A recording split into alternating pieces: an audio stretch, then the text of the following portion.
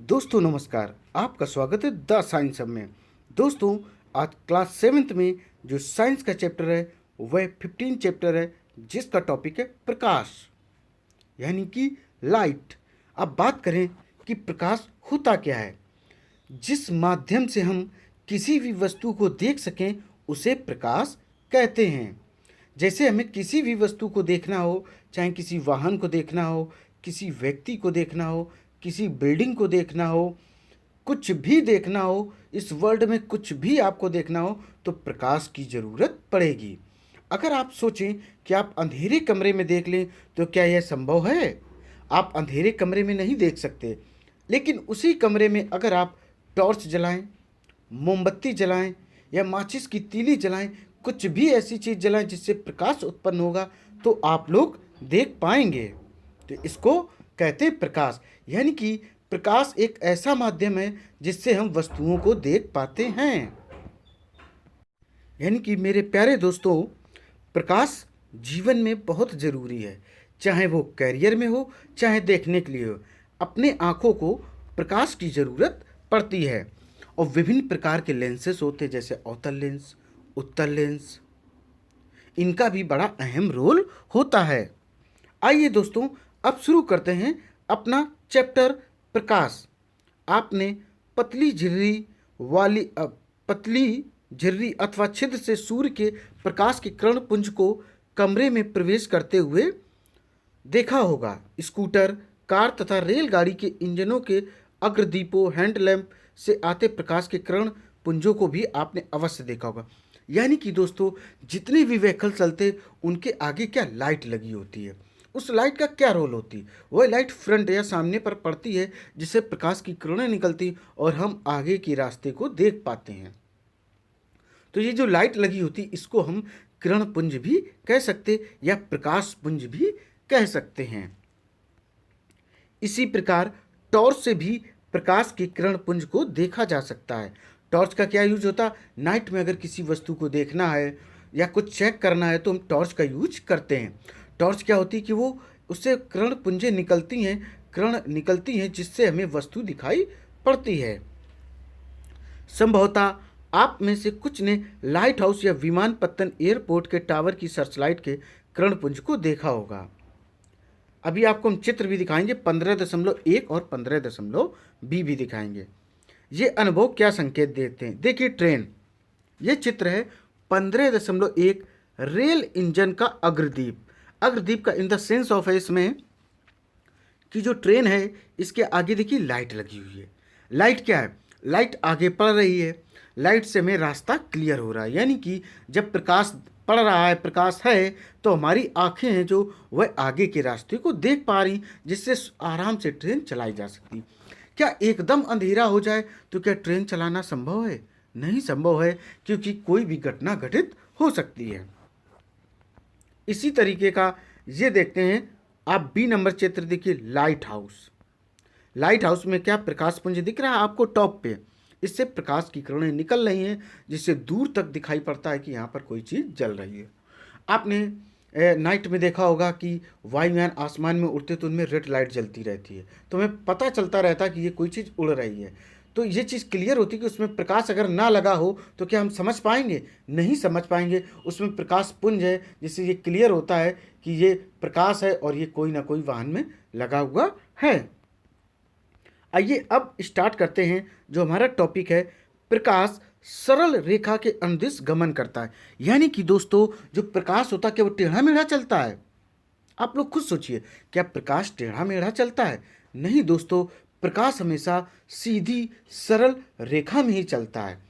आप एक दीपक जलाइए, फिर उसे आप एक पाइप से देखिए, ठीक, उसके लौ की सीध में रखकर, तो आप उस लौ को देख सकते हो, उसके प्रकाश को देख सकते हो। यही पाइप आपका जिगजैग हो, टेढ़ा मेढ़ा हो, तो क्या उस प्रकाश के लौ को आप देख पाएंगे?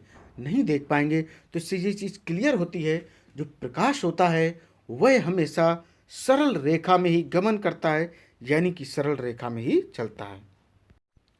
आप लोगों ने टिंडल इफेक्ट देखा होगा। मैं टिंडल इफेक्ट एक्सप्लेन कर देता हूँ। जैसे एक रूम बंद कीजिए और थोड़ा सा उसमें छेद, खिड़की थोड़ी सी खोल दीजिए, तो उससे देखिए जो प्रकाश की किरणें आती उसमें कण टाइप के मूवमेंट करते हुए आपको दिखाई पड़ेंगे। यानी कि कुछ कण क्या हैं वो झूलते हुए दिखाई पड़ेंगे। ये जो क्रिया होती है इसी को टिंडल इफेक्ट कहते हैं। आइए दोस्तों स्टार्ट करते हैं अपना ये टॉपिक। प्रकाश सरल रेखा के अनुदिश गमन करता है। बूझो कक्षा 6 में किए गए एक क्रियाकलाप को स्मरण करता है। इस क्रियाकलाप में उसने एक मोमबत्ती की लौ मतलब ज्वाला होती जो ऊपर वाला हिस्सा जलता है की ओर पहले एक सीधी पाइप से फिर मुड़े हुए पाइप से देखा। बूझो मुड़े हुए पाइप से मोमबत्ती की लौ को क्यों नहीं देख पाता है। यह क्रियाकलाप दर्शाता है कि प्रकाश सरल रेखा में गमन करता है। हम प्रकाश के पथ को कैसे परिवर्तित कर सकते हैं? क्या आप जानते हैं कि जब प्रकाश किसी पॉलिश किए हुए चमकदार पृष्ठ यानी कि सतह पर पड़ता है तो क्या होता है। ये देखिए चित्र एक मोमबत्ती की ओर सीधे तथा बी में दिया है मुड़ी हुई पाइप से देखना। एक लड़का क्या कोशिश कर रहा है, ए नंबर में कोशिश कर रहा कि उसने एक मोमबत्ती जलाई, उसकी लौ यानी कि ज्वाला को वह एक सीधे पाइप से देख रहा, तो वह आराम से इस पाइप यानी कि इस मोमबत्ती के दीप रोशनी को प्रकाश को देख पा रहा है।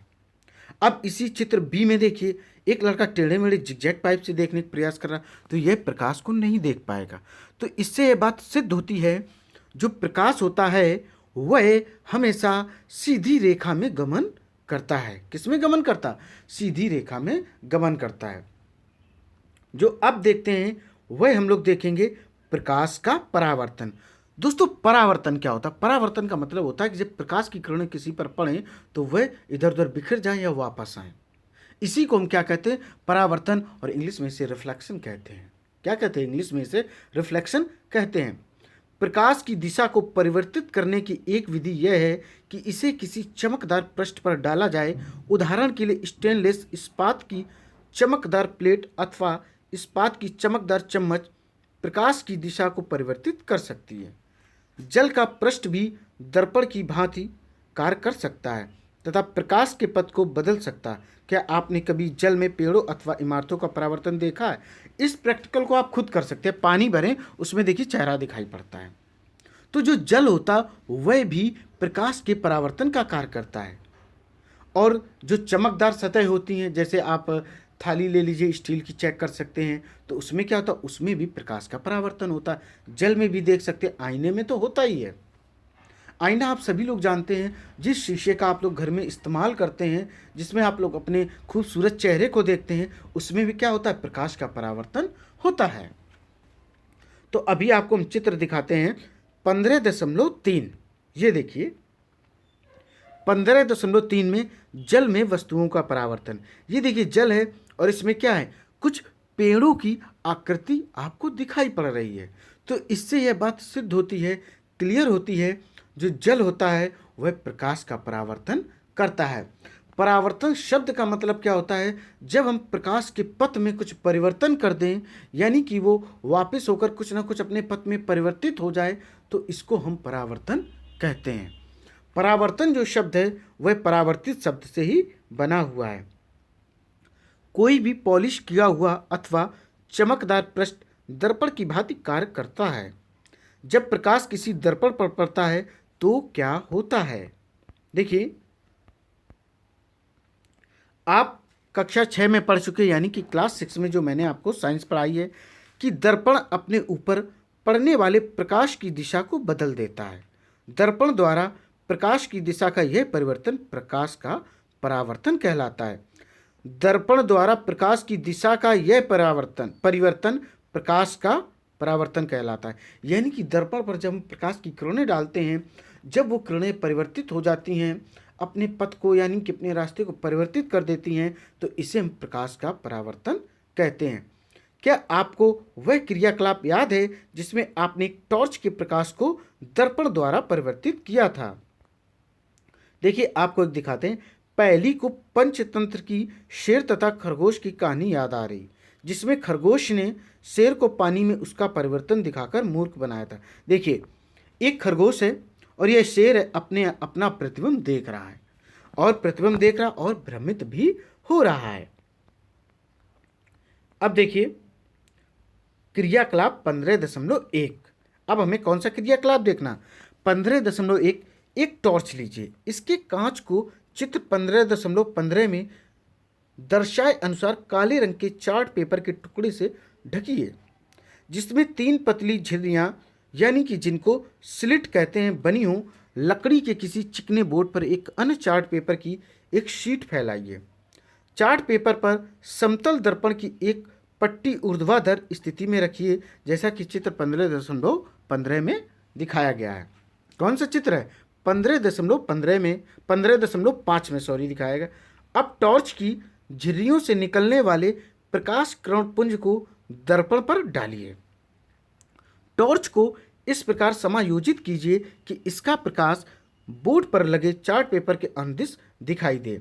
अब इसकी स्थिति को इस प्रकार समायोजित कीजिए कि टॉर्च का प्रकाश समतल दर्पण पर एक कोण बनाते हुए टकराए यानी कि दिखाई दे।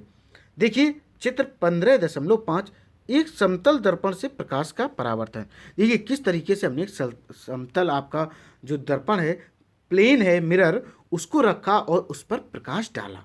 देखिए किस तरीके से परिवर्तित हो रहा, एकदम क्रॉस में हो रहा कि नहीं हो रहा। आप लोग चित्र भी देख रहे हैं 15.5 एक समतल दर्पण से प्रकाश का परावर्तन। क्या दर्पण अपने ऊपर पड़ने वाले प्रकाश की दिशा परिवर्तित कर देता है? अब टॉर्च को थोड़ा सा इधर उधर इस प्रकार हटाइए कि दर्पण पर प्रकाश पड़ता रहे। क्या आप परावर्तित प्रकाश की दिशा में कोई परिवर्तन देखते? बिल्कुल। जब आप प्रकाश डालने की दिशा परिवर्तित करेंगे तो जो परावर्तित प्रकाश होगा वह भी थोड़ी बहुत अपनी दिशा परिवर्तित करेगा। परावर्तित प्रकाश की दिशा के अनुदिश दर्पण में देखिए, क्या दर्पण में आपको टॉर्च पर लगी झिर्रियां दिखाई देती हैं? यह झिर्रियों का प्रतिबिंब है। किसका प्रतिबिंब? यह झिर्रियों का प्रतिबिंब होता है। यह क्रियाकलाप दर्शाता है कि प्रकाश समतल दर्पण से किस प्रकार परावर्तित होता है। आइए दर्पणों में बनने वाले प्रतिबिंबों से खेलें तथा उनके विषय में कुछ और अधिक जानकारी प्राप्त करें। पहले आप लोग एक वार्निंग सुन लें जिसका आप लोग विशेष ध्यान रखें। जलती हुई मोमबत्ती का उपयोग करते समय सावधानी बरतें। इस क्रियाकलाप को यदि अपने किसी न किसी संरक्षक चाहे टीचर्स या गार्जियंस की उपस्थिति में इसको करें ताकि आपको किसी प्रकार की कोई हानि ना हो। अब देखते हैं क्रियाकलाप 15.2। कौन सा क्रियाकलाप? 15.2 देखते हैं। एक समतल दर्पण के सामने एक जलती हुई मोमबत्ती रखिए। मोमबत्ती की लौ को दर्पण में देखने का प्रयत्न कीजिए। ऐसा प्रतीत होता है जैसे कि इसी प्रकार की एक मोमबत्ती दर्पण के पीछे रखी हो। जो मोमबत्ती दर्पण के पीछे रखी प्रतीत होती है दर्पण द्वारा बनाया गया मोमबत्ती का प्रतिबिंब। यानी कि आप लोग सीधी सी बात, एक आईने के सामने आप मोमबत्ती जलाएं, दीपक जलाएं, मोमबत्ती जलाएं, तो क्या होगा? उस आईने के अंदर आपको वो चीज़ रखी हुई दिखाई देगी। तो क्या वास्तविक वो चीज़ होती है? वो नहीं होती, बट उस वस्तु का वह प्रतिबिंब होता है। क्या होता है? प्रतिबिंब होता है। दिखाएंगे आपको चित्र 15.6 में। यहाँ मोमबत्ती किसी बिंब का उदाहरण है। बिंब मतलब वस्तु का उदाहरण है। अब मोमबत्ती को दर्पण के सामने विभिन्न स्थितियों में रखिए। प्रत्येक अवस्था में प्रतिबिंब को देखिए। क्या प्रत्येक दशा में प्रतिबिंब सीधा है? क्या प्रतिबिंब की लौ बिंब की लौ की भांति मोमबत्ती के ऊपरी सिरे पर दिखाई दे रही? इस प्रकार के प्रतिबिंब को सीधा प्रतिबिंब कहते हैं। अब समतल दर्पण द्वारा बनने वाला प्रतिबिंब दर्पण में सीधा तथा बिंब के समान अमाप साइज का दिखाई देता है। पहले आप लोग चित्र देखिए 15.6 समतल दर्पण में मोमबत्ती का प्रतिबिंब।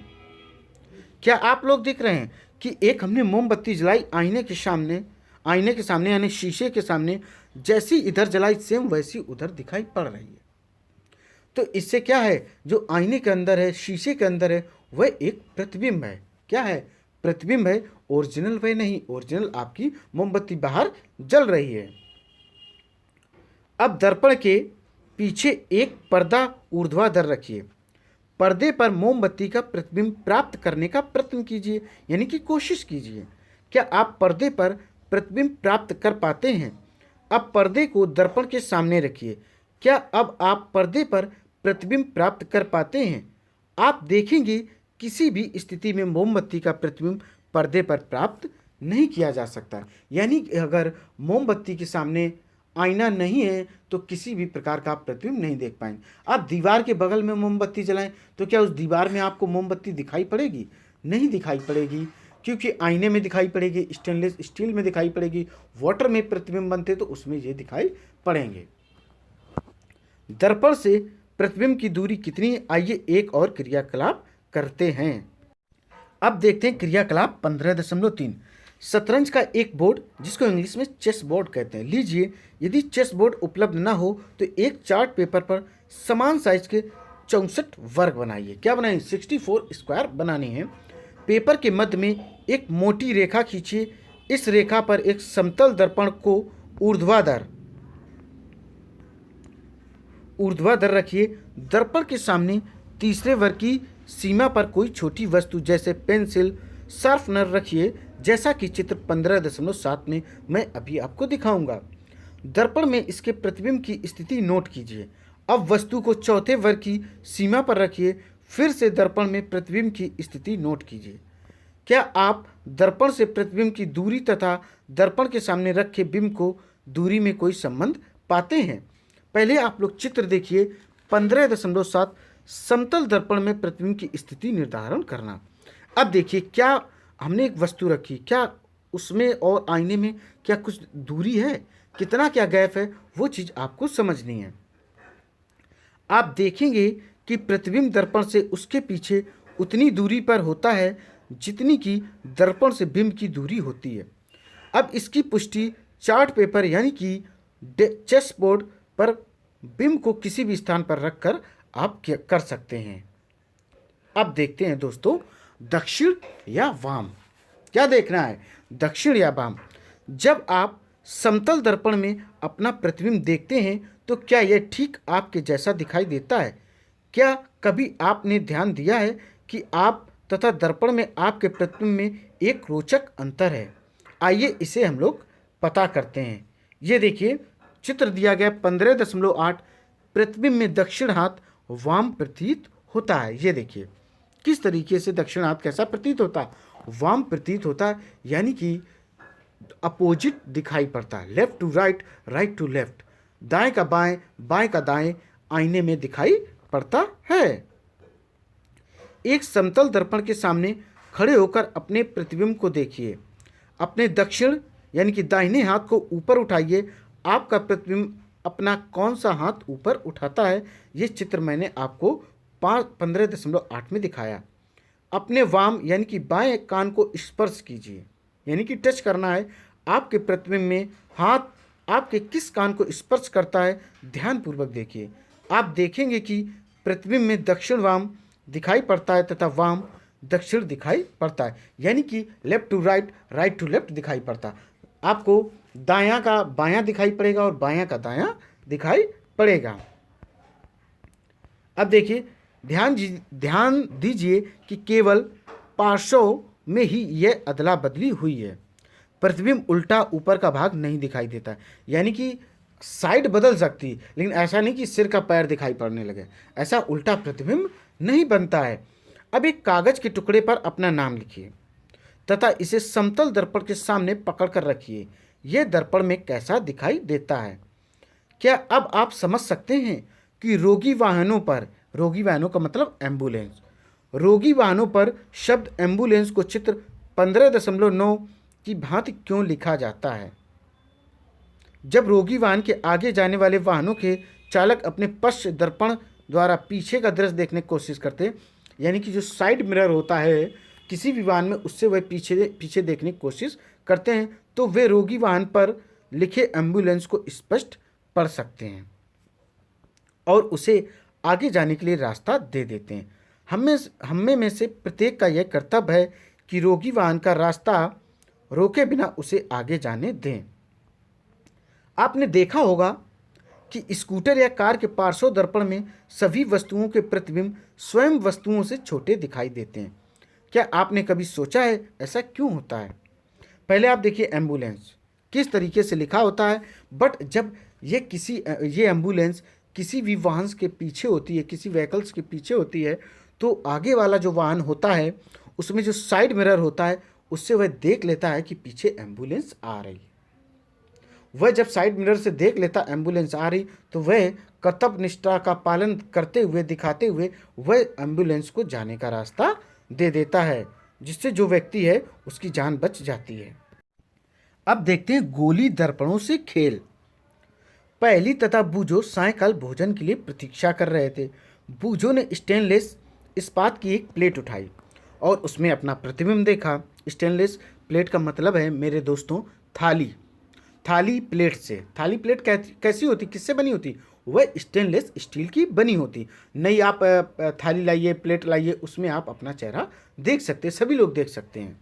एकदम क्लियर नहीं लेकिन बट 70 से 80% तो फेस दिखाई पड़ता है, पहचान में आता है कि यह कौन व्यक्ति है और किसका यह प्रतिबिंब है। यह प्लेट तो समतल दर्पण की भांति कार्य करती है। मेरा प्रतिबिंब सीधा तथा समान साइज का है।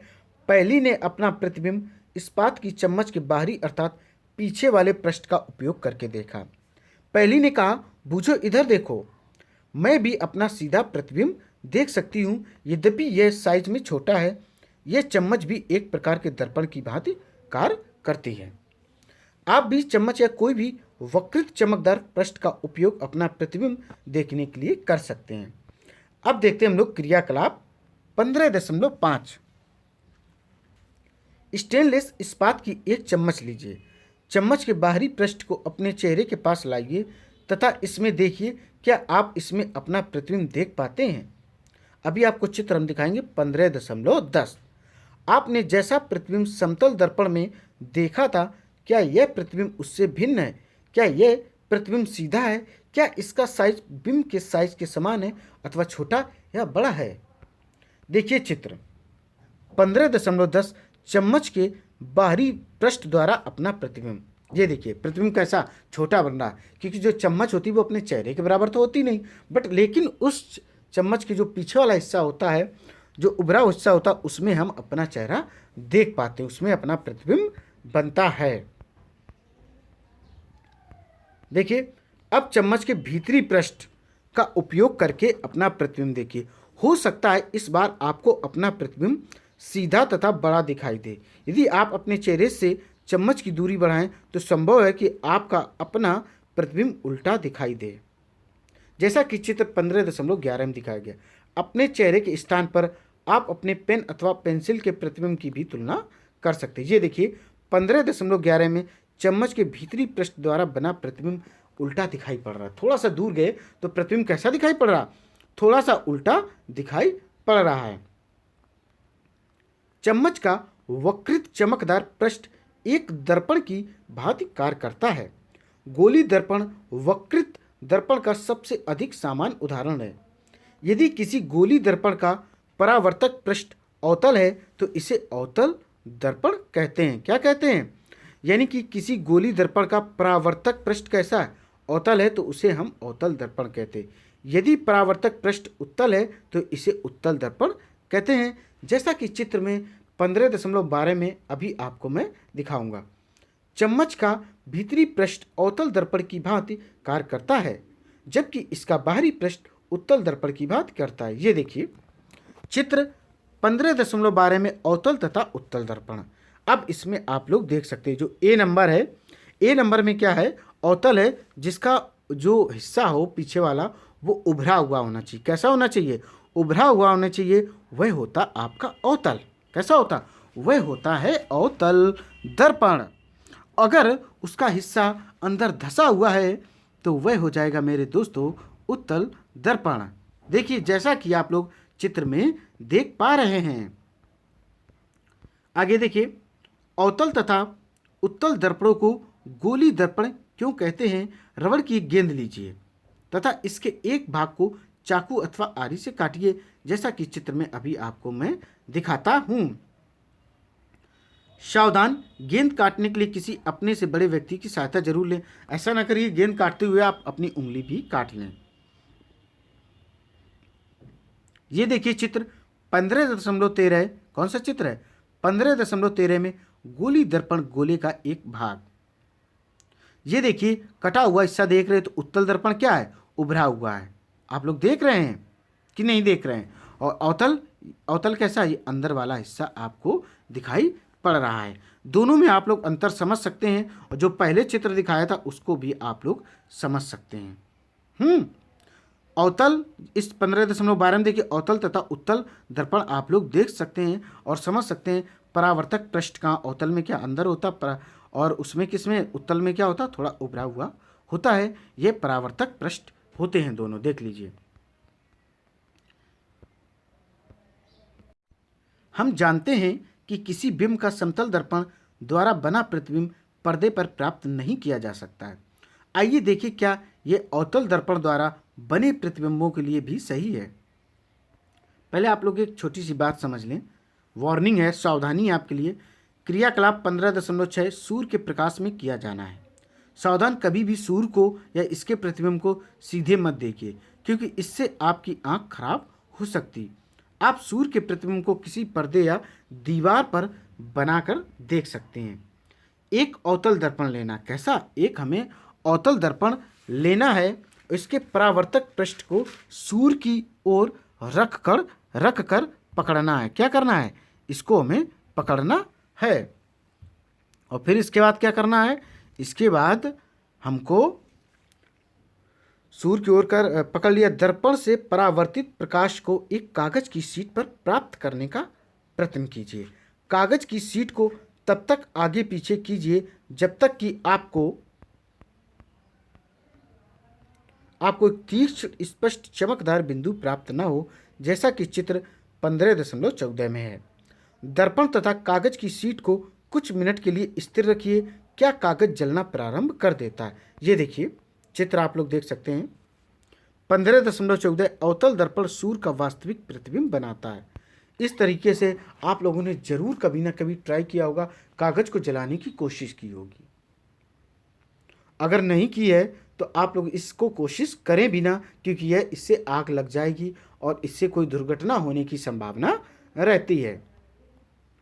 यह चमकदार बिंदु वास्तव में सूर्य का प्रतिबिंब होता है। ध्यान दीजिए, यह प्रतिबिंब पर्दे कागज की शीट पर बन रहा है। पर्दे पर बनने वाले प्रतिबिंब को वास्तविक प्रतिबिंब कहते हैं। क्या कहते हैं? जो पर्दे पर प्रतिबिंब बने उसे हम रियल इमेज या वास्तविक प्रतिबिंब कहते हैं। स्मरण कीजिए कि क्रियाकलाप 15.2 में समतल दर्पण द्वारा बने मोमबत्ती के लौ के प्रतिबिंब को पर्दे पर प्राप्त नहीं किया जा सकता था। इस प्रकार के प्रतिबिंब को आभासी प्रतिबिंब कहते हैं। ध्यान रखिएगा, जिस प्रतिबिंब को हम पर्दे पर प्राप्त नहीं कर पाते हैं उसको हम लोग क्या कहते हैं? उसको आभासी प्रतिबिंब कहते हैं। लेकिन जिस प्रतिबिंब को हम पर्दे पर प्राप्त कर लेते हैं उसको वास्तविक प्रतिबिंब कहते हैं। क्या कहते हैं? वास्तविक प्रतिबिंब कहते हैं। आइए अब अवतल दर्पण द्वारा बने मोमबत्ती की लौ के प्रतिबिंब को पर्दे पर प्राप्त करने का प्रयत्न करें। क्रियाकलाप 15.7 अवतल दर्पण को चित्र 15.15 में दिखाए अनुसार मेज पर रखे किसी स्टैंड यानी कि कोई प्रबंध जो दर्पण को स्थिर रख सके का उपयोग किया जा सकता है। इसे आप पर लगाइए, मीन्स इसे आप लगा सकते हैं, स्टैंड पर लगाइए। किसको? जैसा कि चित्र हमने ऊपर आपको दिखाया उस अनुसार इसको करना है। गत्ते की किसी सीट जिसकी लंबाई चौड़ाई कितनी हो? 15x10 होनी चाहिए, पर एक सफ़ेद कागज चिपकाइए। यह एक पर्दे का कार्य करेगी। मेज पर एक जलती हुई मोमबत्ती दर्पण से लगभग 50 सेंटीमीटर की दूरी पर आप क्या रखिए। पर्दे पर मोमबत्ती की लौ का प्रतिबिंब आप लोग प्राप्त कर सकते हैं। बिल्कुल, पहले आप लोग चित्र देखिए 15.15 अवतल दर्पण द्वारा बने वास्तविक प्रतिबिंब। ए नंबर देख लीजिए, बना हुआ दिखाई पड़ रहा है आपको। बी नंबर देख लीजिए, दोनों में आपको वास्तविक प्रतिबिंब दिख रहे। वास्तविक प्रतिबिंब की पहचान क्या होती? यह पर्दे पर अपना प्रतिबिंब बनाते हैं। जो पर्दे पर प्रतिबिंब नहीं बनाते हैं उनको क्या कहते हैं? उनको आभासी प्रतिबिंब कहते हैं। ये आपका अवतल दर्पण द्वारा बने वास्तविक प्रतिबिंब का चित्र रहा। इसके लिए पर्दे को दर्पण की ओर अथवा दर्पण से दूर उस समय तक सरकाइए जब तक कि लौ का तीक्ष्ण प्रतिबिंब प्राप्त ना हो जाए। ध्यान रखिए कि मोमबत्ती से दर्पण पर पड़ने वाले प्रकाश को पर्दा बाधा ना पहुंचाए, यानी कि जो पर्दा है वह बाधा किसी प्रकार की ना पहुंचाए, वह रुकावट ना करे। क्या यह प्रतिबिंब वास्तविक है या आभासी? क्या इसका साइज लौ जितना ही है? ये चीज़ आपको देखनी है। क्या लौ जितना है या उससे बड़ा है, इसको आप लोग खुद देख सकते हैं। अब मोमबत्ती को दर्पण की ओर लाइए तथा इसे इससे अलग अलग दूरियों पर रखिए। प्रत्येक अवस्था में पर्दे पर प्रतिबिंब प्राप्त करने का प्रयत्न कीजिए। अपने प्रेक्षणों को सारणी 15.1 में आप लोग अंकित कर सकते हैं। जब मोमबत्ती दर्पण के अत्यंत निकट या क्या तब भी प्रतिबिंब को पर्दे पर प्राप्त कर पाना संभव है? चित्र देखते हैं 15.16। कौन सा चित्र देखते हैं? 15.16 देखते हैं। अवतल दर्पण द्वारा बना आभासी प्रतिबिंब। कैसा? ये एक आभासी प्रतिबिंब है। वो कैसे थे? वो वास्तविक प्रतिबिंब आपने देखे। हम देखते हैं कि अवतल दर्पण द्वारा बना प्रतिबिंब साइज में बिंब से छोटा या बड़ा हो सकता है। प्रतिबिंब वास्तविक अथवा आभासी भी हो सकता है। कैसा हो सकता है? वास्तविक भी हो सकता है और आभासी भी हो सकता है। अवतल दर्पणों का उपयोग अनेक प्रयोजनों के लिए किया जाता है। संभवतः आपने डॉक्टरों को आँख, कान, नाक तथा गले का निरीक्षण करते समय अवतल दर्पण का उपयोग करते देखा होगा। ध्यान रखिएगा, जो डॉक्टर होते हैं अवतल दर्पण का प्रयोग करते हैं। वो चेक क्या करते हैं? आँख चेक करते, कान, नाक, गले को चेक करते, ताकि उन्हें बड़ा बड़ा दिखाई पड़े।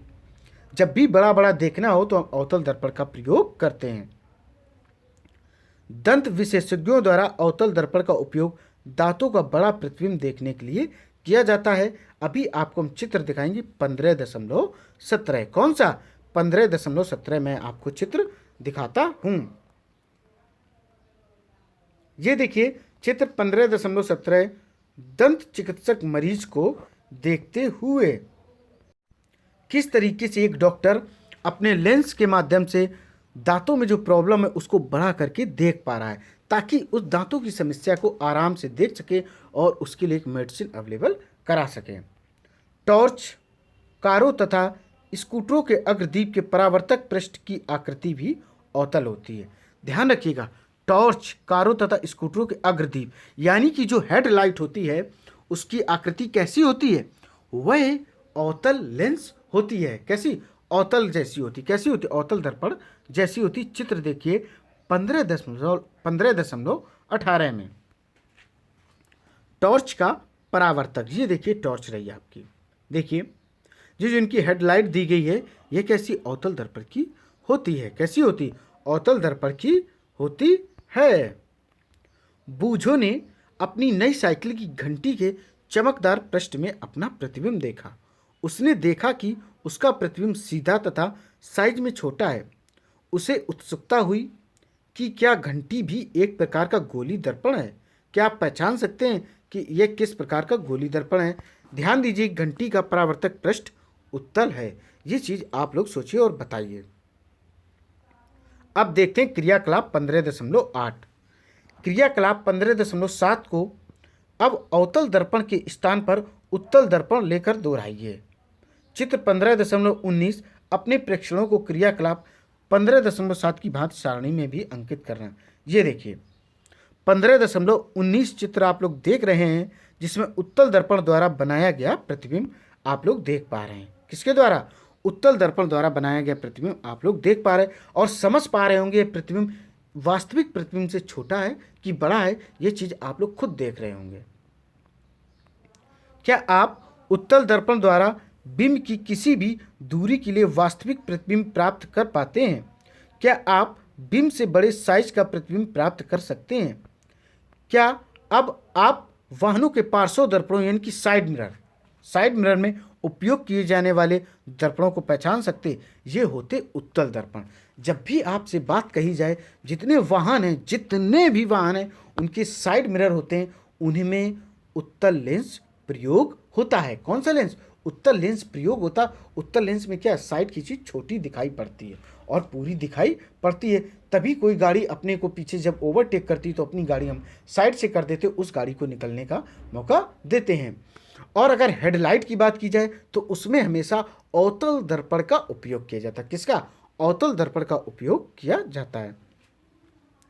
उत्तल दर्पण अधिक क्षेत्र के दृश्य का प्रतिबिंब बना सकते हैं, अतः ये चालकों को पीछे के अपेक्षाकृत अधिक क्षेत्र के वाहनों को देखने में सहायता करते हैं। चित्र दिखाएंगे 15.20। ये देखिए दोस्तों, चित्र 15.20 उत्तल दर्पण पार्श्व दर्पण के रूप में। ये देखिए साइड मिरर रहा, किसी गाड़ी का साइड मिरर है। इसमें हम क्या देख पा रहे हैं? पीछे की लगभग जितने वाहन हैं सभी को देख पा रहे हैं, कौन सा वाहन अपने पीछे चल पा रहा है। तो इसमें हम कौन से लेंस का यूज करते हैं? इसमें हम उत्तल दर्पण का प्रयोग करते हैं। कौन से मिरर का? उत्तल दर्पण का हम इस्तेमाल करते हैं। अब बात करते हैं लेंसों द्वारा बने प्रतिबिंब। आपने आवर्धक लेंस यानी कि हैंड लेंस देखा होगा। यह बहुत छोटे प्रिंट को पढ़ने के लिए उपयोग किया जाता है। जैसा कि चित्र अभी आपको हम दिखाएंगे 15.21। कौन सा? 15.21 अभी आपको दिखाएंगे। संभवतः आपने इसका उपयोग कॉकरोच अथवा केचुओं के शरीर के भागों को देखने के लिए भी किया होगा। यानी कि जो आपकी बायोलॉजी वाली लैब होती उसमें ये आपको लेंस रखे हुए मिल जाएंगे, या कोई भी लैब हो उसमें ये लेंस आपको देखने को मिल जाएंगे। इनका उपयोग होता है छोटी वस्तुओं को बड़ा करके देखने के लिए। इनको कौन सा लेंस बोलते हैं? आवर्धक लेंस हिंदी में, और इंग्लिश में इनको हैंड लेंस कहते हैं। आवर्धक लेंस वास्तव में एक प्रकार का लेंस होता है। देखिए चित्र 15.21 एक आवर्धक लेंस द्वारा हम बड़ा बड़ा करके देख पा रहे हैं, यानी कि बड़ा बड़ा करके इसको आराम से पढ़ सकते हैं। लेंसों का उपयोग व्यापक रूप में चश्मों, दूरदर्शकों यानी कि जिसको दूरबीन कहते हैं, तथा सूक्ष्मदर्शियों जिसको कि हम इंग्लिश में माइक्रोस्कोप कहते हैं, में किया जाता है। इस सूची में लेंसों के कुछ अन्य उपयोग जोड़ने का प्रयत्न कीजिए। कुछ लेंस लीजिए, उन्हें स्पर्श करके महसूस कीजिए। क्या आप केवल स्पर्श करके कुछ अंतर देख पाते हैं? वे लेंस जो किनारों की अपेक्षा बीच में मोटे प्रतीत होते उत्तल लेंस कहलाते। देखिए उत्तल लेंस की आपको हम पहचान बता दें। क्या? जो किनारों की अपेक्षा बीच में, यानी कि उत्तल लेंस वो लेंस होते हैं जो बीच में मोटे होते हैं और किनारे पर क्या होते हैं? हल्के से पतले होते हैं। बस उत्तल लेंस की पहचान क्या है? उत्तल लेंस की यही पहचान है कि बीच में मोटे और साइड में थोड़े से पतले होते हैं। चित्र में अभी आपको दिखाता हूं। कौन सा? 15.22 को जो किनारों की अपेक्षा बीच में पतले महसूस होते अवतल लेंस। अवतल लेंस का मतलब होता है जो कि बीच में पतला हो। अवतल, आओ तल में, किसमें आओ? आओ तल में, यानी कि तल में जब आओगे तल हो जाएगा पतला, और तल हो जाएगा पतला तो इसको कहेंगे अवतल लेंस। क्या कहेंगे? इसको कहेंगे अवतल लेंस, जिसका चित्र हम आपको दिखाएंगे 15.22 में। किसमें? 15.22 में। ध्यान दीजिए कि लेंस पारदर्शी होते हैं। ध्यान रखिएगा, लेंस कैसे होते हैं? पारदर्शी होते हैं। पारदर्शी का मतलब होता है कि प्रकाश इधर से उधर आराम से जा सकता है, विदाउट रुकावट, यानी कि बिना रोक टोक के, तथा इनमें से प्रकाश आसानी से गुजर जाता।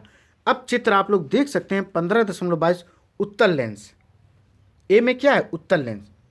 उत्तल लेंस क्या? बीच में मोटा है और साइड में थोड़ा सा पतला है। अवतल लेंस क्या है? बीच में पतला और साइड में मोटा है। बस यही इसकी पहचान है। अब आप इसमें थोड़ी सी एक चेतावनी समझ ले। लेंस से सूर्य को या किसी चमकीले प्रकाश को देखना खतरनाक है, क्योंकि इससे क्या होगा? प्रकाश पुंज एकत्रित हो जाएगा और वो वस्तु जलने की उस वस्तु की जलने की अधिक संभावना हो जाएगी। आपको उत्तल लेंस से सूर्य के प्रकाश को अपने शरीर के किसी भाग पर फोकसित न करने के बारे में भी सावधानी बरतनी। अगर आप अपने बॉडी पर फोकस करेंगे तो जल जाएगा, और जलने से कैसा महसूस होता है? वो बड़ा तकलीफ दे होता है, क्योंकि जलने पर कोशिकाएं नष्ट होती हैं। जब जीवित कोशिकाएं नष्ट होती हैं तो अंदर तक एक तड़फ होती है, जलन होती है, जो बहुत ज़्यादा तकलीफ देती है। अब देखते हैं हम लोग क्रियाकलाप 15.9। एक उत्तल लेंस अथवा आवर्धक लेंस लीजिए। इसे सूर्य की किरणों के मार्ग में रखिए। जैसा कि चित्र 15.23 में दर्शाए अनुसार एक कागज की शीट रखिए। लेंस तथा कागज के बीच की दूरी को उस समय तक समायोजित कीजिए जब तक कि आपको कागज पर एक चमकदार बिंदु प्राप्त न हो जाए। इस स्थिति में लेंस तथा कागज को कुछ मिनट के लिए स्थिर रखिए। क्या कागज जलना प्रारंभ कर देता है?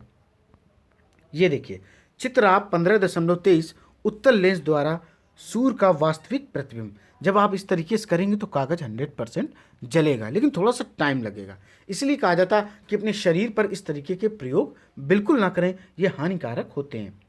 अब उत्तल लेंस को अवतल लेंस से बदल लीजिए। क्या अब भी आपको कागज पर चमकदार बिंदु दिखाई देता है? इस बार आपको चमकदार बिंदु क्यों नहीं प्राप्त हो रहा है? हमने दर्पणों के लिए देखा है कि बिंब की विभिन्न स्थितियों के लिए प्रतिबिंबों की प्रकृति तथा साइज बदलते हैं। क्या यह लेंसों के लिए मान्य है? क्या यह लेंसों के लिए भी मान्य है? अब देखते हैं ये ब्लू पैराग्राफ में क्या दिया गया है। समानता उत्तल लेंस, कौन सा लेंस? उत्तल लेंस उस पर पड़ने वाले आपतित प्रकाश को अभिसारित अंदर की ओर मोड़ता है, यानी कि अभिसारित कर देता है, जैसा कि चित्र 15.24 ए में दिया गया। इसलिए इसे अभिसारी लेंस कहते हैं। ध्यान रखिएगा, उत्तल लेंस पर उस पर पड़ने वाले किसको? प्रकाश को अभिसारित कर देता है। अभिसारित का मतलब होता है अंदर मोड़ देता है, इसलिए इसे अभिसारी लेंस कहते हैं। कौन सा लेंस कहते हैं? अभिसारी लेंस इसे कहते हैं। इसके विपरीत अवतल लेंस आपतित प्रकाश को अपसरित कर देता है, यानी कि बाहर की ओर फैला देता है। अवतल लेंस क्या करता है? प्रकाश को क्या करता है? अपसरित कर देता है, बाहर की ओर फैला देता है, मोड़ देता है, तो इसे अपसारी लेंस कहते हैं। अवतल की जब भी बात की जाए अवतल लेंस की, तो इसमें अपसारी लेंस होगा, और उत्तल लेंस की बात की जाए तो इसमें अभिसारी लेंस होगा। देखिए चित्र आप लोग देख पा रहे हैं 15.24 ए और बी। ऊपर वाला क्या दिया गया? ऊपर वाला दिया गया उत्तल लेंस, और जो नीचे दिया गया है वह दिया गया अवतल लेंस। ठीक है, अब देखते हैं क्रियाकलाप 15.10। एक उत्तल लेंस लीजिए तथा इसे मेज पर रखे एक स्टैंड पर लगाइए, जैसा कि आपने अवतल दर्पण में किया था। मेज पर एक जलती हुई मोमबत्ती को लेंस से लगभग 50 सेंटीमीटर की दूरी पर रखिए, जैसा कि चित्र 15.25 में दिया गया 15.25 में दिया गया है। ये देखिए, विभिन्न दूरियों पर रखे बिंब के लिए उत्तल लेंस द्वारा बने प्रतिबिंब। पहले ए नंबर देखिए, क्या प्रतिबिंब बन पा रहा है? कैसा बन पा रहा है, इसको आप लोग स्वयं देख सकते हैं और इस पर विचार कर सकते हैं। बी में देखिए, बी में किस तरीके का प्रतिबिंब बन रहा, इसको भी आप लोग देख पा रहे हैं। ठीक है, अब देखिए, लेंस के दूसरी ओर रखे कागज के पर्दे पर मोमबत्ती लौ का प्रतिबिंब प्राप्त करने का प्रयत्न कीजिए। आपको पर्दे को लेंस की ओर या लेंस से दूर ले जाना होगा, जिससे कि आपको लौ का स्पष्ट प्रतिबिंब प्राप्त हो जाए। आपको किस प्रकार का प्रतिबिंब प्राप्त होता है? क्या यह वास्तविक या आभासी है? अब लेंस से मोमबत्ती की दूरी बदलिए, जैसा कि चित्र 15.25 में दिया गया, अभी मैंने आपको दिखाया था। प्रत्येक अवस्था में कागज के पर्दे को सरकाकर, कैसा सरकाकर इस पर मोमबत्ती की लौ का प्रतिबिंब प्राप्त करने का प्रयास कीजिए। अवतल दर्पण के लिए किए गए क्रियाकलाप 15.7 के अनुसार अपने प्रेक्षणों को आप सारणीबद्ध कर सकते हैं। कैसा कर सकते हैं? एक टेबल में बना सकते हैं। क्या बिंब की किसी स्थिति के लिए आपको ऐसा प्रतिबिंब प्राप्त होता है जो सीधा तथा आवर्धित हो? चित्र 15.26 अभी आपको हम दिखाएंगे। क्या इस प्रतिबिंब को पर्दे पर प्राप्त किया जा सकता है? क्या यह वास्तविक या आभासी है? ऐसी स्थिति में ही उत्तल लेंस को आवर्धित लेंस की भांति उपयोग किया जाता है। पहले आप लोग चित्र देखिए 15.26 उत्तल लेंस द्वारा बना आभासी प्रतिबिंब। कैसा? उत्तल लेंस द्वारा एक आभासी प्रतिबिंब आप लोग देख पा रहे हैं 15.26 में। अब देखिए, इसी प्रकार अवतल लेंस द्वारा बने प्रतिबिंबों का अध्ययन कीजिए। आप पाएंगे कि अवतल लेंस द्वारा बने प्रतिबिंब सदैव आभासी, सीधे तथा बिंब के साइज से छोटे होते हैं। चित्र आप लोग देखेंगे 15.27। कौन सा? ये देखिए, अवतल लेंस द्वारा बना प्रतिबिंब। चित्र कौन सा है? 15.27 अवतल लेंस द्वारा बना प्रतिबिंब आप लोग देख पा रहे हैं। आइए देखते हैं जो अपना अगला टॉपिक है, वह सूर्य का प्रकाश श्वेत अथवा रंगीन, यानी कि जो सूर्य का प्रकाश होता है वह कैसा होता है, व्हाइट होता है या कलरफुल होता है। चलिए देखते हैं, क्या आपने आकाश में कभी इंद्रधनुष देखा है? श्योर आप लोगों ने देखा होगा। और उसमें कितने कलर होते हैं? उसमें 7 कलर होते हैं, विबग्योर उसको बोलते हैं। आपने ध्यान किया होगा कि यह प्रायः वर्षा के पश्चात दिखलाई देता है, जब सूर्य आकाश में क्षितिज के पास होता है। इंद्रधनुष आकाश में अनेक रंगों के एक बड़े धनुष के रूप में दिखाई देता है। अभी आपको चित्र दिखाते हैं 15.28। ये देखिए चित्र 15.28 इंद्रधनुष। वर्षा हुई उसके जस्ट बाद आप लोग इंद्रधनुष देख सकते हैं। इसमें 7 रंग होते हैं। कौन कौन से रंग होते हैं ये आपको बताना। इसको शॉर्ट में विबग्योर बोलते हैं। क्या बोलते हैं? विबग्योर बोलते हैं। बस इसके नाम आपको लिखने हैं कमेंट्स बॉक्स में। चलिए आगे देखते हैं। इंद्रधनुष में कितने वर्ण यानी कि रंग होते हैं? मोटे तौर पर इंद्रधनुष में 7 रंग होते हैं। ये लाल, नारंगी, पीला, हरा, नीला, जामुनी तथा बैंगनी होता है। आपने देखा होगा कि जब आप साबुन के बुलबुले बनाते हैं तो वे भी रंगीन दिखाई देते हैं। ना बनाए हो तो आप लोग ट्राई कर सकते हैं। इसी प्रकार जब प्रकाश किसी सीडी जो देखने वाली होती थी से परावर्तित होता तो आपको अनेक वर्ण दिखाई पड़ते हैं, यानी कि रंग दिखाई पड़ते हैं। अब आप लोग देखिए चित्र 15.29। ये देखिए सूर्य के प्रकाश में रखी एक सीडी किस तरीके से विभिन्न प्रकार के कलर दिखा रही है। इसमें आप विभिन्न प्रकार के कलर देख सकते हैं। इन सब अनुभवों के आधार पर क्या हम यह कह सकते हैं कि सूर्य का प्रकाश विभिन्न वर्णों का मिश्रण है? आइए अब जांचते हैं, एक क्रियाकलाप करते हैं। क्रियाकलाप 15.11। कांच का एक प्रिज्म लीजिए। किसी अंधेरे कमरे की खिड़की के छोटे छिद्र से सूर्य के प्रकाश का एक पतला किरणपुंज प्रिज्म के एक फलक पर डालिए। प्रिज्म के दूसरे फलक से बाहर निकलने वाले प्रकाश को सफ़ेद कागज की एक शीट अथवा सफ़ेद दीवार पर गिरने दीजिए। आप क्या देखते हैं? क्या आप इंद्रधनुष जैसे ही वर्ण यहाँ पर भी देख पाते हैं? चित्र दिखाएंगे आपको 15.30। यह दर्शाता है कि सूर्य के प्रकाश में 7 वर्ण विद्यमान हैं। कितने होते हैं? 7 रंग होते हैं। ऐसे प्रकाश को श्वेत प्रकाश भी कहते हैं। क्या कहते हैं? श्वेत प्रकाश भी कहते हैं। श्वेत प्रकाश के वर्णों को पहचानने का आप लोग प्रयत्न कीजिए, कोशिश कीजिए तथा इनके नाम भी आपको बताने हैं। ये देखिए चित्र 15.30 में प्रिज्म सूर्य के प्रकाश की एक किरणपुंज को 7 वर्णों में विभक्त कर रहा है, यानी कि 7 रंगों में यह बांट रहा है। अब देखते हैं क्रियाकलाप 15.12। लगभग 10 सेंटीमीटर व्यास के गत्ते की एक वृत्ताकार डिस्क लीजिए। इस डिस्क को 7 खंडों में बांट दीजिए, जैसा कि चित्र 15.31 में दिया गया है। दर्शाए अनुसार इन खंडों को इंद्रधनुष के 7 वर्णों से पेंट कीजिए। आप इन खंडों पर विभिन्न वर्णों के कागज भी चिपका सकते हैं। डिस्क के केंद्र पर एक छोटा छिद्र बनाइए। डिस्क को एक बॉल पेन के रिफिल की नोक पर ढीले से लगाइए। सुनिश्चित कीजिए डिस्क स्वतंत्रता पूर्वक यानी कि फ्री होकर घूम सके। ये देखिए चित्र 15.31। 7 वर्णों वाली कोई डिस्क। क्या देख पा रहे हैं आप लोग? 7 वर्णों वाली कोई डिस्क देख पा रहे हैं। और बी नंबर तेजी से घुमाने पर यह श्वेत प्रतीत होती। कैसी प्रतीत होती? श्वेत की गति का कारण इसमें क्या हो गया कि रंग जो हो गए वो हम आंखों से देख नहीं पा रहे हैं। अब देखते हैं डिस्क को दिन के प्रकाश में घुमाइए। जब डिस्क तेजी से घूमती तो वर्ण आपस में मिल जाते हैं तथा डिस्क श्वेत सी प्रतीत होती है। और इस डिस्क को सामान्यतः न्यूटन की डिस्क कहते हैं। इस डिस्क को क्या कहते हैं? इसको हम लोग न्यूटन की डिस्क भी कहते हैं। देखिए पहली को एक अद्वितीय विचार आया। उसने एक वृत्ताकार डिस्क की सहायता से एक छोटा सा लट्टू बनाया जिस पर इंद्रधनुष के 7 वर्णों को पेंट किया गया, जैसा कि आप लोग चित्र 15.32 में देख पा रहे हैं। जब लट्टू घूर्णन करता तो वह लगभग श्वेत दिखाई पड़ता। आप लोग चित्र में देख सकते हैं। अब देखते हैं इस चैप्टर के कुछ प्रमुख शब्द। अवतल लेंस, अवतल दर्पण, उत्तल लेंस, उत्तल दर्पण, प्रतिबिंब, बिंब, आवर्तक लेंस, पश्च दृश्य दर्पण, प्रिज्म, इंद्रधनुष, वास्तविक प्रतिबिंब, पार्श्व दर्पण।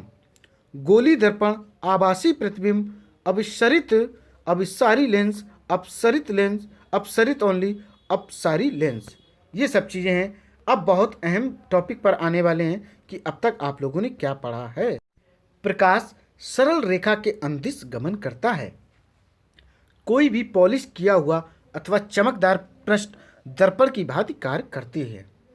जब जो प्रतिबिंब पर्दे पर प्राप्त किया जा सके उसे वास्तविक प्रतिबिंब कहते हैं। जिस प्रतिबिंब को पर्दे पर प्राप्त न किया जा सके उसे आभासी प्रतिबिंब कहते हैं। समतल दर्पण द्वारा बना प्रतिबिंब सीधा होता है, यह आभासी होता है तथा बिंब के समान साइज का होता है। प्रतिबिंब दर्पण के पीछे उतनी दूरी पर बनता है जितनी कि दर्पण के सामने बिंब की दूरी होती है। दर्पण द्वारा बने प्रतिबिंब में बिंब का वाम भाग प्रतिबिंब के दक्षिण भाग की भांति दिखाई देता है तथा बिंब का दक्षिण भाग प्रतिबिंब के वाम भाग की भांति दिखाई पड़ता है। यानी कि left to right, right to left दिखाई पड़ता है, दायां से बायां, बायां से दायां दिखाई पड़ता है। अवतल दर्पण वास्तविक तथा उल्टा प्रतिबिंब बना सकता है। जब बिंब को दर्पण के अत्यंत निकट रखते हैं तो प्रतिबिंब आभासी, सीधा तथा आवर्धित होता है। उत्तल दर्पण द्वारा बना प्रतिबिंब सीधा, आभासी तथा साइज में बिंब से छोटा होता है। उत्तल लेंस वास्तविक तथा उल्टा प्रतिबिंब बना सकता है। जब बिंब लेंस के अत्यंत निकट रखा जाता है तो बनने वाला प्रतिबिंब आभासी, सीधा तथा आवर्धित होता है। जब उत्तल लेंस को वस्तुओं को आवर्धित करके देखने के लिए उपयोग किया जाता है तो उसे आवर्धक लेंस कहते हैं।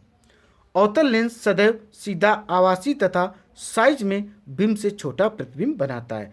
श्वेत प्रकाश 7 वर्णों का मिश्रण होता है। अब हम लोग देखेंगे अभ्यास प्रश्न। तो जो पहला प्रश्न दिया गया है वह दिया गया है रिक्त स्थानों की पूर्ति कीजिए। किसकी? रिक्त स्थानों की हमें पूर्ति करनी है। तो पहले का नंबर हम लोग पढ़ेंगे। देखिए, जिस प्रतिबिंब को पर्दे पर न प्राप्त किया जा सके वह आभासी कहलाता है। नंबर देखिए, यदि प्रतिबिंब सदैव आभासी तथा साइज में छोटा हो तो यह किसी उत्तल दर्पण द्वारा बना होता है। नंबर देखो, यदि प्रतिबिंब सदैव बिंब के साइज का बने तो दर्पण कैसा होगा? समतल दर्पण होगा। अब देखते हैं हम लोग कौन सा। नंबर, जिस प्रतिबिंब को पर्दे पर प्राप्त किया जा सके वह वास्तविक प्रतिबिंब कहलाता है। नंबर देखो, अवतल लेंस द्वारा बनाया गया प्रतिबिंब कैसा होगा? तो यह होगा, अवतल लेंस द्वारा बनाया गया प्रतिबिंब पर्दे पर प्राप्त नहीं किया जा सकता है। अब हम लोग देखेंगे क्वेश्चन नंबर 2। हमें बताना है सत्य और असत्य। क्या बताना है? सत्य और असत्य बताना है। देखिए 2 नंबर में नंबर, हम उत्तल दर्पण से आवर्धित तथा सीधा प्रतिबिंब प्राप्त कर सकते हैं, इसको असत्य। यह क्या है? यह असत्य है। नंबर देखिए, अवतल लेंस सदैव आभासी प्रतिबिंब बनाता है, यह सत्य है। नंबर देखिए, अवतल दर्पण से हम वास्तविक, आवर्धित तथा उल्टा प्रतिबिंब प्राप्त कर सकते हैं, यह सत्य है। नंबर देखिए, वास्तविक प्रतिबिंब को पर्दे पर प्राप्त नहीं किया जा सकता, यह असत्य है। नंबर देखिए, अवतल दर्पण सदैव वास्तविक प्रतिबिंब बनाता है, यह एक असत्य है। अब देखेंगे हम क्वेश्चन नंबर 3। कौन सा देखना है? क्वेश्चन नंबर 3 देखना है कि हमें इसमें मिलाना है। क्या करना है? हमें इसको मिलाना है, कॉलम ए और बी को। तो देखिए का नंबर क्या देखना है? का नंबर देखिए, का नंबर समतल दर्पण। तो इसमें जो आएगा वह आएगा 5 नंबर, यानी कि प्रतिबिंब सीधा तथा बिंब के साइज का प्रतिबिंब बनाता है। अब देखिए खा नंबर, उत्तल दर्पण, इसमें आएगा दूसरा इसी के जस्ट सामने वाला, अधिक क्षेत्र के दृश्य का प्रतिबिंब बना होता है। अब देखिए गा नंबर, उत्तल लेंस, इसमें आएगा फर्स्ट नंबर, आवर्धक लेंस की भांति उपयोग होता है। कैसा? आवर्धक लेंस की भांति यह उपयोग होता है। घा नंबर देखिए अवतल दर्पण, इसमें आएगा तीसरा नंबर। दंत चिकित्सक दांतों का आवर्धित प्रतिबिंब देखने के लिए उपयोग करते हैं। किसमें उपयोग करते हैं? आवर्धिक लेंसों में इसका उपयोग करते हैं। अब देखते हैं क्या बड़ा नंबर अवतल लेंस। इसमें आ जाएगा जो 6 नंबर आपका बचा है, सीधा तथा बिंब के साइज को छोटा प्रतिबिंब बनाता है। अब देखेंगे हम लोग क्वेश्चन नंबर 4। क्वेश्चन नंबर 4 है समतल दर्पण द्वारा बने प्रतिबिंब के अभिलक्षण लिखिए। तो देखिए इसके हम आपको बताते हैं।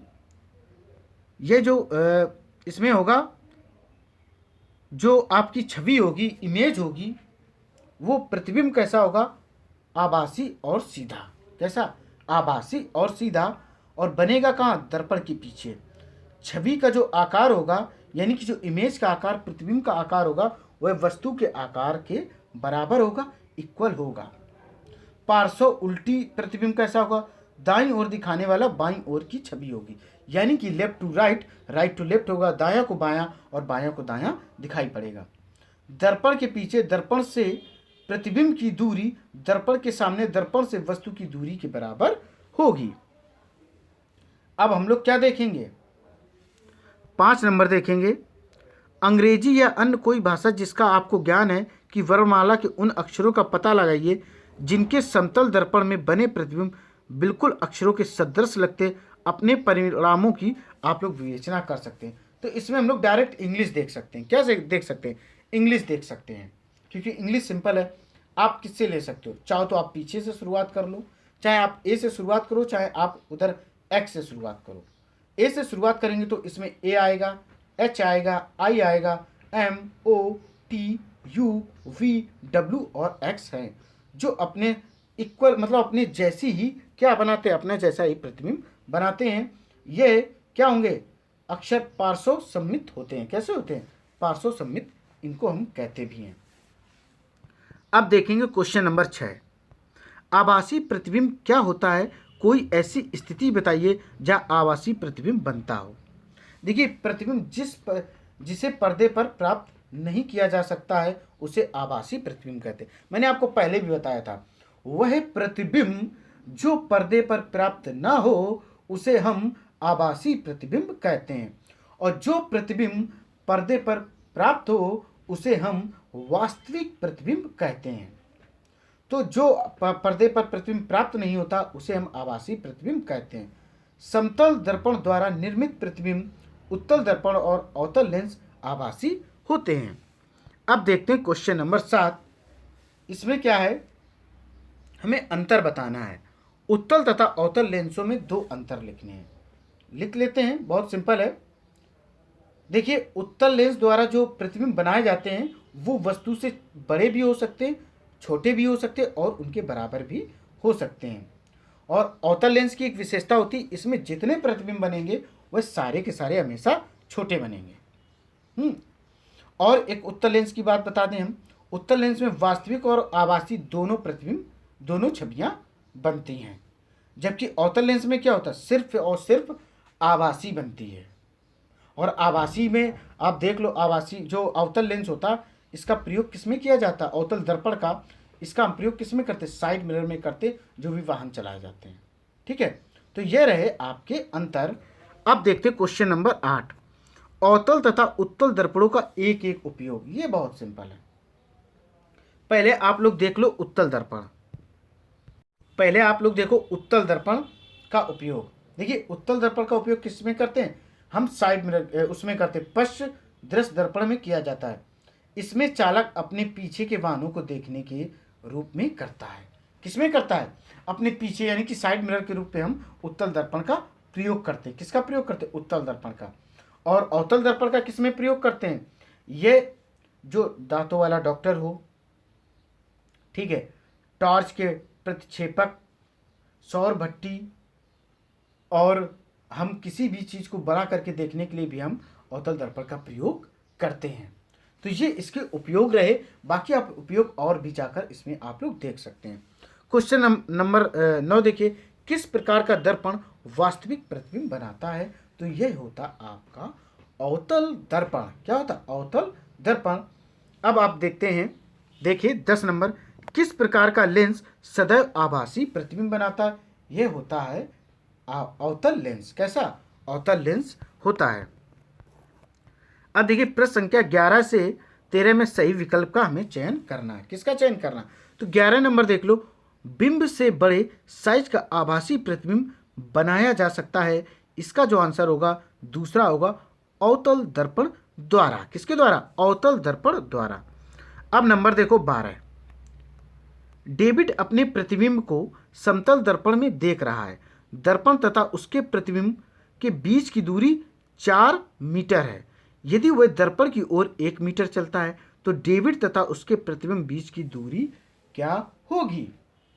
तो इसका जो आंसर हो जाएगा वह थर्ड हो जाएगा, वह हो जाएगा 6 मीटर। कितने हो जाएगा? 6 मीटर हो जाएगा। अब देखते हैं क्वेश्चन नंबर 13। कौन सा? 13 नंबर देखते हैं। एक कार का पश्च दृश्य दर्पण समतल दर्पण है।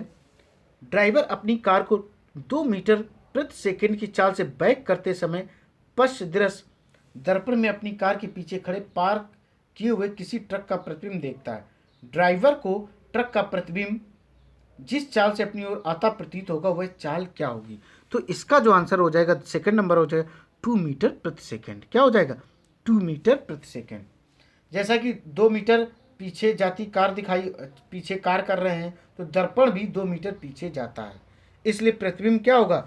2 मीटर आगे होगा। इसलिए इसका आंसर क्या हो जाएगा? 2 मीटर प्रति सेकंड हो जाएगा। क्या हो जाएगा? 2 मीटर प्रति सेकंड हो जाएगा। जो हमने आपको 12 नंबर बताया था उसका जो आंसर था वह था थर्ड नंबर 6 मीटर। क्या था? 6 मीटर। दोस्तों उम्मीद है ये वीडियो आपको पसंद आया होगा। इसी तरीके के एनसीईआरटी के सारे वीडियो और ज़बरदस्त वीडियो आपको मिलते रहेंगे। बस आपको करना क्या है, इस वीडियो को अधिक से अधिक लाइक करें और शेयर करें। ये वीडियो किसके लिए है? सिविल सर्विसेज के लिए है, टीजीटी पीजीटी के लिए है, और ये super TET RRB railway group D के लिए है, और इवन जितने भी एग्ज़ाम होते हैं जिसमें साइंस आती सभी के लिए आपका एनसीईआरटी का वीडियो है। प्लीज़ इस वीडियो को अधिक से अधिक लाइक करें, शेयर करें और चैनल को सब्सक्राइब करें। दोस्तों जय हिंद।